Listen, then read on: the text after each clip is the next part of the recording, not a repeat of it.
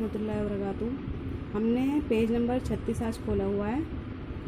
सबक नंबर अच्छा सलूक है ना, 7 का सबक नंबर 7। सबक का नाम है अच्छा सलूक। उसका हमने आधा सबक पढ़ लिया है, आज ये वाला सबक पढ़ेंगे, है ना।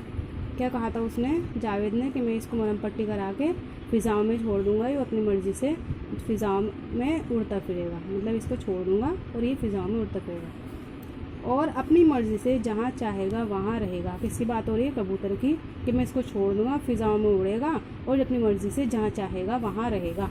नदीम को जावेद की ये बातें पसंद नहीं आई। नदीम कौन था, जो कबूतर हड़पने के लिए आया था, है ना। नदीम को जावेद की यह बातें पसंद ना आई और नदीम लड़ने मरने पर आमादा हो गया। नदीम क्या करा, नदीम ने लड़ने के लिए तैयार हो गया, लड़ने मरने पर आमादा हो गया। जावेद ने नदीम से कहा, हम अपने इस मामले का फ़ैसला अदालत में कराएंगे।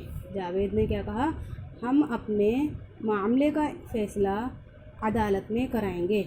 जज साहब जिसके हक़ में फ़ैसला करेंगे, ये कबूतर उसी के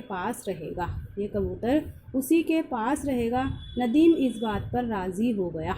नदीम इस बात पर राज़ी हो गया। जावेद ने परिंदों के अस्पताल से कबूतर की मरहम पट्टी कराई। क्या फ़ैसला करने के लिए नदीम राज़ी हो गया। अब जावेद ने क्या करा था, परिंदों के अस्पताल से कबूतर की मरहम पट्टी कराई और वहाँ से कबूतर की दवाई लाया। जावेद इस ज़ख्मी कबूतर को दवाई खिलाता रहा। क्या करा, जावेद ने परिंदों के अस्पताल से कबूतर की मरहम पट्टी भी कराई और कबूतर की वहाँ से दवाई भी लाया और ज़ख्म पर मरहम पट्टी करता रहा और दवाई खिलाता रहा। चलो आज का यही सबक है, मिलते हैं नेक्स्ट वीडियो में आगे के सबक के साथ। तब तक के अल्लाह हाफिज़, अस्सलाम वालेकुम।